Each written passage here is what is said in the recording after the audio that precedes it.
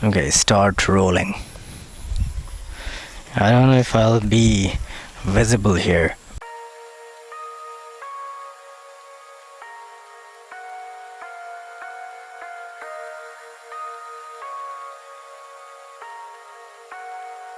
We lose ourselves in the spirit of things. We lose our sight when we put our trust in things of this material world, of things that fade away. Yet we keep coming back, keep coming back, keep coming back, keep coming back, keep coming back, keep coming back, keep coming back, keep coming back, keep coming back, keep coming back, keep coming back, of things we know. Rumi, one of the greatest philosophers of all time, once said, and I quote, "Everyone has been made for some particular work, and the desire for that work has been put in every heart." What I'm going to present to you in this short but fun documentary is one of the most beautiful and unexplored Tarais of the Himalayas, lapped by two of the highest mountains on the earth, Mount Everest and Kangchenjunga. And by the way, Tarai is a Persian word, means wetlands. Welcome to the gateway to the mesmerizing beauty of the northeast of India. You're about to witness the lush green wetlands and unexplored heaven for the adventure riders and landscape photographers, or anyone who wants to explore and relax simultaneously. I've never seen such amplitude of usable water resources, tea gardens, tea processing units, pineapple and makhana plantations and bamboo forests together in one biome. This is the gateway to the Oriental culture. This is the triangle of Nepal, India and Bangladesh. You're in the land of tea gardens. And if you drink tea, you must know this. 80% of the tea that is produced in India is produced around this area. We are in the Tarai of Kangchenjunga, very close to Darjeeling. What you see here is a plantation of pineapples. That's also a specialty of this area. And of course the water bodies. And of course the beautiful chicanes. So as I was saying, this is the gateway to the northeast of India. You should get used to such views around. This is a normal, or rather let's say typical bamboo forest. There are many, and it's never like a huge forest. It's always in what should I say, in an area of probably a square kilometer, not more than that. And there are many chunks of bamboo forests like these in this entire area.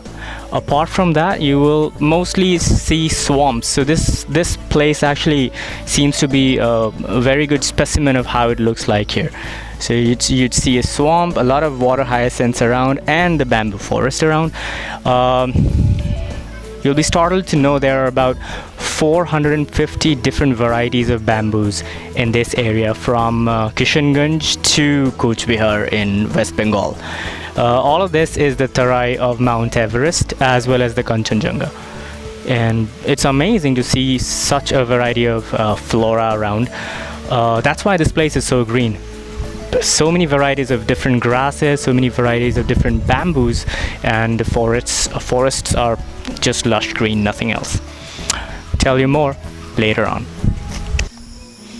Apart from flora of this area, what is unique about this area is the architecture. So what you see in front of you right now is a thatch house. People call it Phuser Ghor over here, which also means a house made of thatch. And if the shot is zoomed to that particular piece, that is a shed house. This is another way of making homes here, although this is used as storage for hay and other stuff, fodder. Sometimes they store their yield as well, like paddy or wheat or something like that. Major yields over here around this area is paddy. I think that's the cash crop. Apart from that, jute as well as wheat are cash crops over here. So they store all that stuff in these structures, but these can also be used as homes. Since it's a very high seismic zone, people still prefer to live in houses like these. Makhana or foxnut is grown in oriental countries and Russia. The Chinese have grown it for over 3,000 years. Member of the water lily family, it is found in Bihar and in the famous Loktak Lake of Manipur, where it is called Tangzeng. Now this is interesting. This is a normal, backyard plantation. These are also known as bari in the local language. You could see a lot of cucurbitaceae, as in pumpkins and bottle gourds being planted here. Apart from that, I can see coconut trees being grown and a lot of chilies. Oh my god, chilies in the northeast, and it starts from here actually, it's the gateway, are pretty famous. The most hot and spicy chilies are grown in this area around the world. These are the hottest chilies. So yeah, well, this is how it looks like. A normal body, barricaded, again with bamboos. So this river comes from Nepal, and the source of this river is very close to Mount Everest. What I'm going to show you right now is a long shot. I don't know if you could see it, but that's one of the faces of the Sagar Mata. We're just about 100 kilometers away from Mount Everest, and this is how the Tarai rivers look like. There was no water in the morning, and right now this is what you see. A lot of water around. This is what it is like right here. Had the mist not been there, you could have seen it easily. I'm talking about the mountain ranges around. This is how fishing is done over here. This particular net for fishing is known as a chitti jal, and it's used to catch small fishes, and it's mostly used in ponds. Well, amazingly so, in this area almost every household has a pond of its own, and then there are rivers like this.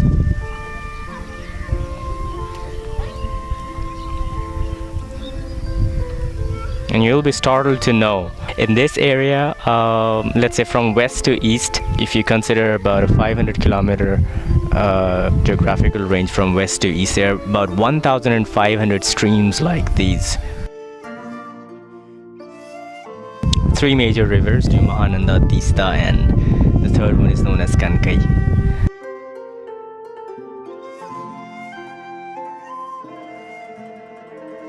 So this is how they do fishing over here. And streams come down into rivers, and they just place their nets there.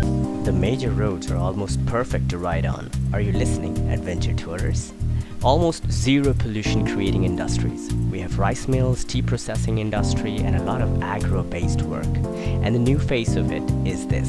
But it does offer glimpses of the old era of zamindari. People fondly remember the old zamindar aristocrats as mostly benevolent and helpful. Let us watch a few fleeting reminiscences in this dreamlike sequence. Not just toll roads, but also old graves and tractors as well. As they say, for old time's sake. This is very beautiful. Pretty cinematic. An old grave. The date written on it, I think it's 1940 something.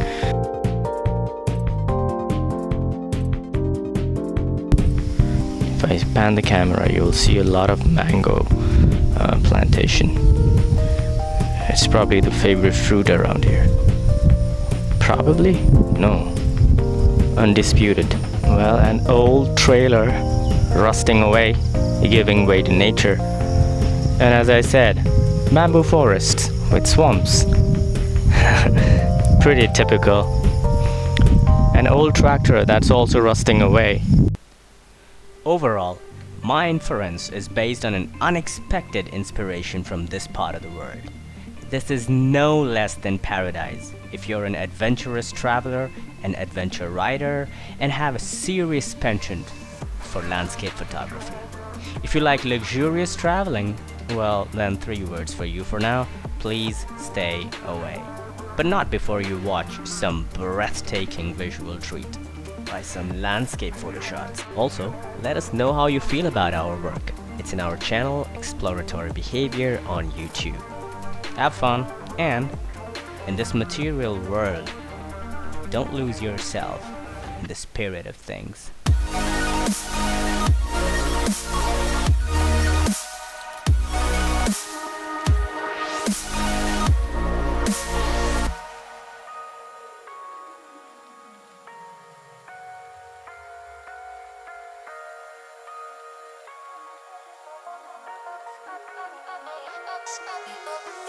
Stop.